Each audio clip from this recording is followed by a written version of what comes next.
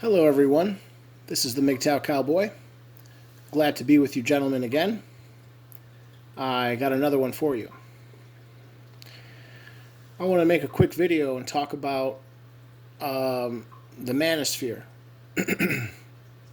And I want to talk about how we in the Manosphere, how we self-categorize, and how we relate to each other. Quickly, I also want to give a shout out to another content creator. His name is Scotty Side or Scotty's Side. He's a young guy. He's a young gentleman. I think he's from the Pacific Northwest. He's got long hair. Not my forte, but hey, you do you, I guess. Anyway, yes, a shout out to Scotty Side, and this video is partially inspired by a video he just made, I think today. Today's the 5th of August. And he was talking about some report that came out a couple months ago by MIT talking about the growing, quote-unquote, toxic side of the manosphere. And it was talking about, I believe it was talking mostly about incels. So anyway, to get started, all of these groups largely fall under the manosphere. And just to define that term, the manosphere is, what is the manosphere? The manosphere is this just large umbrella term that basically denotes the online, an online community of men that tend to share the same political leanings. These leanings tend to be individualistic in nature.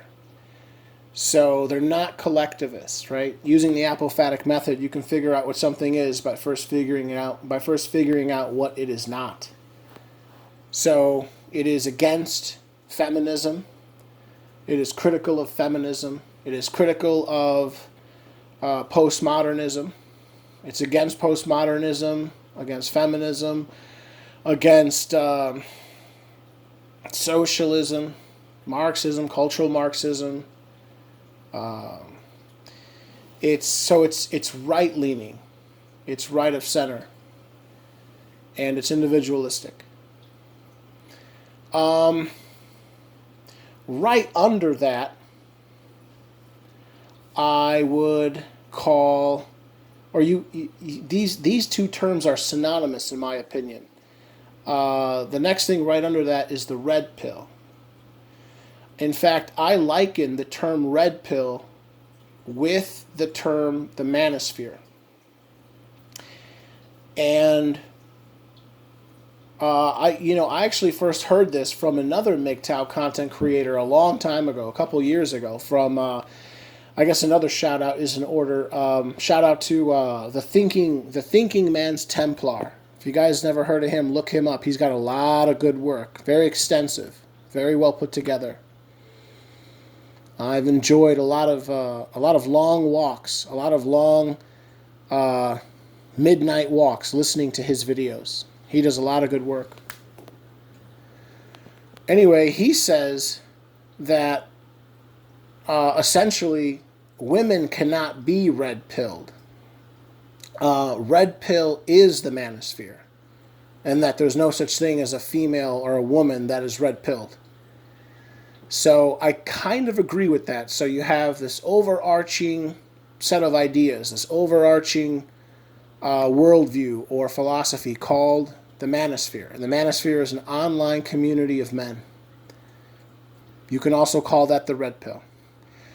Okay, now that that's established, within the manosphere, I think that there are four major subgroups, or four major branches of the manosphere, or of red pill.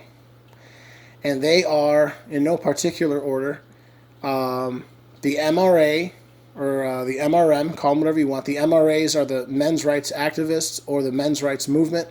From here going forward, I'm going to call them the men's rights movement. You have the MRM, And then secondly, you have Mgtow, which is what I self-describe as. Thirdly, you have the PUA, or the pickup artistry community. And then lastly, you have the Incel community. So I'm going to describe these a little bit, and I'm also afterwards going to talk about how these 4 subgroups within the Manosphere, how they relate to each other, what they think of each other. Okay, so to start, the MRM, or the Men's Rights Movement, are a group of people that believe that their focus is on changing or manfaring gender laws in this country. So their major focus is trying to reform things like the family court. And I fully support that, although I don't call myself an MRM, because I don't think that that's feasible. I don't think that that's the way to go. So in spirit, I support their efforts, but that's not where I put my efforts. So I support what they're trying to do. I just think that they're sort of going up against like this giant, insurmountable, this Leviathan legal system that does not support them, and it's for them it would just be an uphill battle all the way, and I just don't think that that's the best way to go forward. Next to the MRM, or next after the MRM, are the Mgtows. I call myself a Mgtow. Mgtows share a lot of the ideas that the MRM have, but we take the stance that it is not worth the effort to try to change these laws, because they simply just, it is not in the interest of the people in control to do that. And so we need to refocus our efforts on other things. I would almost say Mgtow are akin to partisans.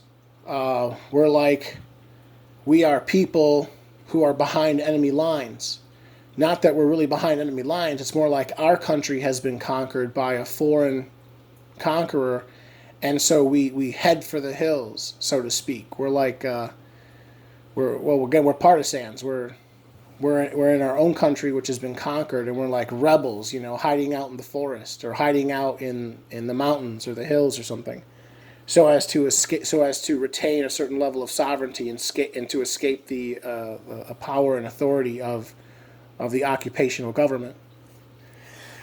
Mgtows have the idea that we should vote with our feet and we should vote with our wallet. If we do not support the current social landscape as it is currently, we can withdraw our consent by not supporting it. And we do that chiefly through not getting married and not allowing women to live with us, or not moving in with women. A man who marries a woman ends up spending a lot more money, most of which is unnecessary. And of course, a lot of this money that he spends is going to be on all kinds of, consumer goods and whatever, vacations and big houses and just supporting a wife and a family. And of course, when you buy all this stuff, you also have to pay taxes on all that stuff, and that supports the government coffers. So, but if you don't engage in any of that, you don't have to pay, and you save all that money, and you enrich yourself, and you don't enrich the state. And the state is working against you. So it's like starving the beast, And I'll give you 2 examples real quick. The first example would be like over in India, I think it was either in the 50s or the 60s, one of their leaders, a very famous leader called Gandhi, was attempting to free India from the Imperial British. And he openly stated that it's absolutely impossible for the people of India to openly fight the British Imperial war machine, because they're just too powerful.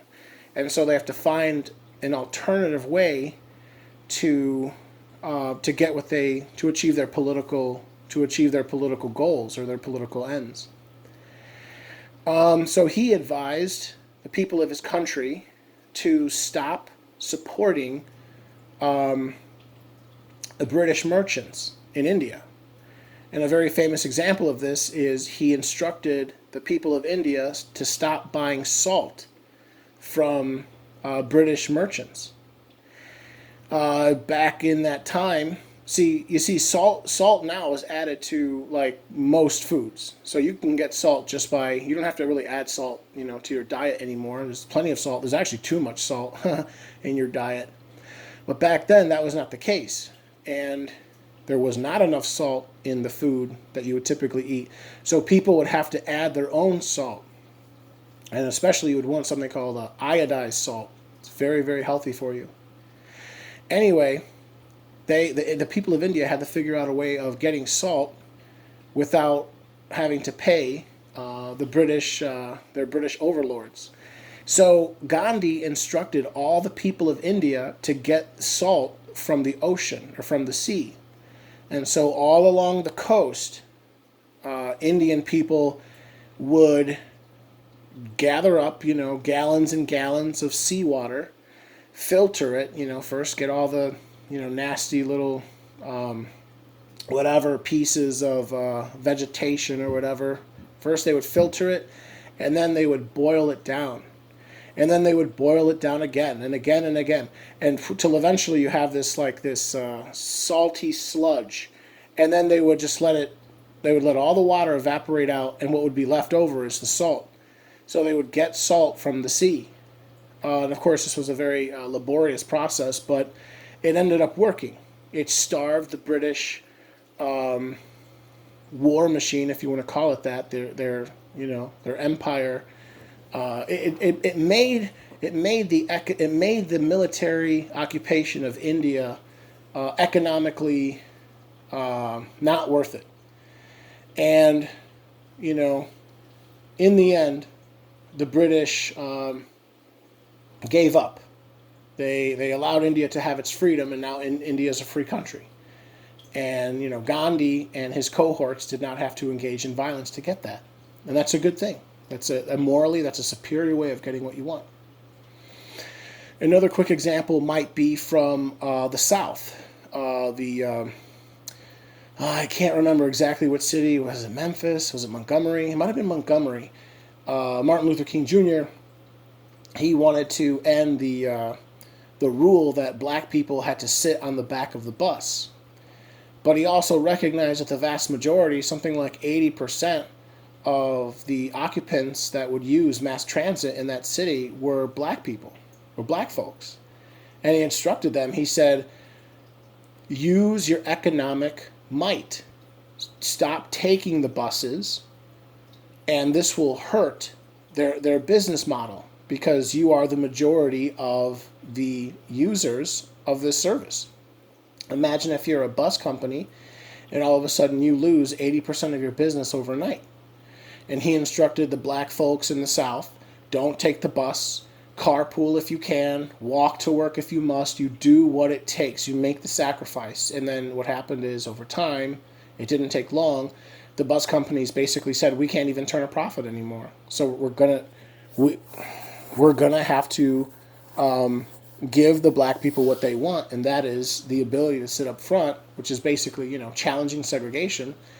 And that ended up working. And that's just another famous example that, you don't necessarily have to use violence to achieve your political ends. So I'm sorry that's going long there, but that's Mgtow, and that's kind of how I see myself. I want to achieve many of the same political ends that the MRM want to achieve, but I just don't want to go about the way that they do it. I want to do it my way, which is basically removing my consent, voting with my feet, and voting with my wallet. So, yeah, okay, and then that's Mgtow. And then the third major branch is the PUA community. PUA is an acronym. It's the pickup artistry community. They're a group of men that essentially, they essentially have all the same information that Mgtow have, but they go in a totally different direction. And their strategy is, okay, now that we understand women, just like the Mgtow do, we're going to use this information to, I don't know how to put it, to not scam women, but to essentially engage in psychological obfuscation, so we can trick women into having sex with them. So essentially, Mgtow and the PUA have the exact same information. We learn about female nature. The Mgtows say we're going to avoid women. The PUA say we're not going to avoid women. We're going to go right. We're going to go back directly to women. But armed with this new information, we now know of advanced psychological tactics that we can employ against women so that we can get what we want from them, and that is sex. And at this point, I can introduce the idea of how these branches relate to each other. Or I'll come back to that in a second. Let me first introduce all the branches. So that's the third. The fourth and last branch are the Incels, or the Incel community. Incel, it's an acronym. It stands for involuntary celibate. And I don't know if you guys know, I assume most of the gentlemen who listen to my channel are Mgtow guys. There is a growing push by governments, state and federal governments, to recognize incels as potential domestic terrorists. So I find that very, very concerning, very worrisome, because our political adversaries are going to attempt to liken us to incels, even though we are not. For example, I can give you two examples right now. A couple of minutes ago, I was watching a video by Scotty's Side. Again, shout out to Scotty's Side, or Scotty's Side. Go take a look at his website. He was talking about this MIT article. He was talking about, I think it was, I can't remember, the Department of Health and Human Services or something over in Texas. Some government agency in Texas has come out labeling the incels as a potential terrorist, potential domestic terrorist group. And we got to watch out for that, because if they do that, and they can try to link them with us, the Mgtow, and then try to pathologize and criminalize us. And then I'm also aware that I don't know if it was the federal government of Canada or one of their provinces have done the same thing. They've come out openly and publicly saying that they consider the incels a potential domestic terrorist group.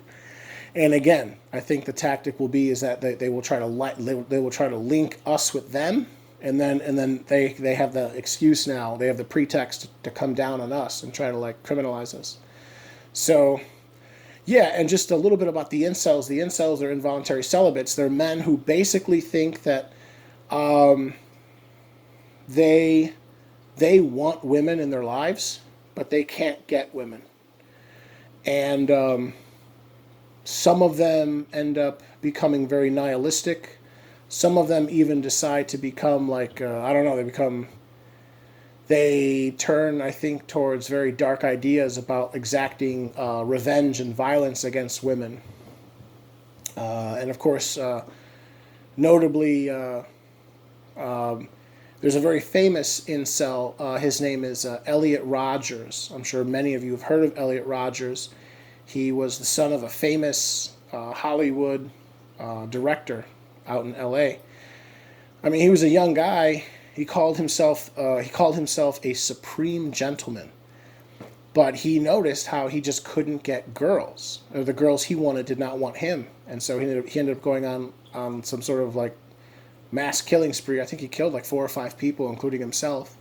He wrote a whole manifesto and everything. So, and then quickly, I want to talk for a couple minutes about how these 4 subgroups, how they relate to each other. So.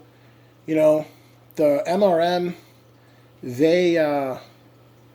they have this idea that they can just, go out there and just change the laws and everything's going to be okay. And once the laws are changed, we can all roll up our sleeves and go back to living, you know, happy lives, married with women, and, we'll be married with children and happy, just like El Bundy.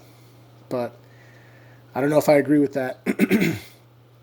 And then you have and I think the MRM pretty much, they like the Mgtow, but they wish that the Mgtow would come to their side and they would support them, but we don't. And then you have the Mgtow. I think within the Manosphere, people look at the Mgtow men as the elite, the strongest, the leaders. And I also think that the Mgtow kind of look down on some of the other groups. There's sort of elitism within the Manosphere or within the Red Pill community. I think that Mgtow guys look down on PUA. I think the Mgtows look down on the PUAs because we basically, our message to them, I think their message to us is, we might as well get while the getting's good. Armed with this knowledge, there are a ton of women that you can take advantage of for a quick smash and grab. Use this technology, use this understanding of female nature to trick them, get the sex that you want, and you get out. And I think that the PUAs think that the Mgtows are dumb not to do that. But I think that the Mgtows, they think that the PUAs are dumb, and they look down upon the PUAs and say, you guys are dumb, you guys represent a lower level of maturity or, psychological development, and that you don't even need women anymore. Why are you still seeking validation through women? And so I think there's almost a sense of elitism within the community. And then I think sort of everyone, the MRM, the Mgtow, and the PUA, they all look down on the Incels. I think the Incels are this self-deprecating group that just feel like they're just wallowing in self-pity, and they're just busted and broken. But again, I think that Mgtow guys actually want to help Incels. Ideally, I think we Mgtow would like to convert all Incels to Mgtow. And that is to say, we would explain to them. See, the problem with Incels is that they actually seek, they seek their validation, their reason for existence through the female. Essentially, they're gynocentric. They think that, their job is to try to find a girl. And they seek their happiness and their meaning in life through women, through wanting women and getting women, and they can't get women, and they wish they could, and so, they become nihilistic. But if Mgtow were able to reach out to the Incels and explain to them, actually, you don't necessarily need a woman to be happy. In fact, it's the exact opposite. If you actually get a woman, and Mgtow, no. Mgtow, most of the Mgtow, we don't have a problem getting women. Many of us have actually been destroyed by getting involved with women. And, there's kids, and then, child support, and family divorce, family court, and all this. And so we know what it's like dealing with women. And we're trying to explain to them it's not all that it's cracked up to be. But they're wallowing in self-pity, and they're very self-deprecating. And they just, they're stuck in this loop of, self-hating and self-loathing. But really, they should just become like us because actually the women aren't worth, the women are not worth being pedestalized like the Incels do. So, and frankly, I think that Incels give us all a bad name because some of them decide, in a way, they become so sexually frustrated or something that they turn to violence, and then, that totally scares the public. It gives us a bad name. It gives us a bad look. So, for example, I wish that Mgtows could reach out let's say, for example, take like Elliot Rogers. I wish that, the Mgtows could have sent him an email saying, look, look at some of these websites and look at some of our philosophy. There's no reason for you to hate women. Once you understand them, you cease to hate them, and you just see them for what they are, and you accept that. You learn that information, and then you internalize that information, and then you accept it. It's almost like the 5 stages of grief or something like that. And then you don't see the need to be violent towards them. You just accept them for what they are, and then you act accordingly. So, yeah, that's basically all I wanted to say. Again, just to recap, I consider the word manosphere synonymous with the word red pill. And under the manosphere, within the manosphere or the red pill, you've got the MRM, the Mgtow, the PUA, and the Incels. And I think that Mgtow see themselves as like the highest level, or the elite, if you will. I think the MRM are stuck on trying to change family court laws and trying to manfair them. I think the PUAs are sort of like a scorched earth policy ideology where they're just like, forget it. If there's a gender war, fine, there's a gender war. But at least I'm gonna get while the getting's good. If I can find a young girl who doesn't know any of this stuff and just tell her what she wants to hear, and then so I can get in her panties, and then boom, pump and dump, and then move on. But that's how they look at it. And then the incels are just stuck in like this self-hatred mode, and they're very nihilistic in that way. They're just constantly staring into the abyss. So, yeah, that's the manosphere in as best as I see it. And then lastly, I said that there's 4 major groups, and I think that that's true. I think that's the best way I can categorize it. But I also think that within these major branches, there are smaller branches like, whatever. I say red pill, but there's also like, the black pill, and there's the purple pill, and within Mgtow, there's like SYSBM and Ebmore. SYSBM is it's another acronym. Save yourself, black man. Save yourself, black man, and that's like a branch of Mgtow dedicated for black men and the unique struggles that they face. And then there's also Ebmore. I actually don't claim to know the difference between Ebmore and SYSBM. I can't remember what Ebmore stands for. It's like independent black man on the verge of renaissance, or I can't remember, but I think that I'm pretty sure that they're very similar, and I would classify them within Mgtow. There's other stuff too, whatever, curry cell, whatever. I don't know. There's a lot. I'm even hearing that there's like white cell or white pill. I don't know.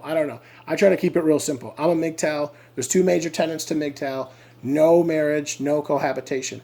I do understand that there's a lot of many people are saying that there's sort of now a 3rd tenet to Mgtow, and that is no having kids.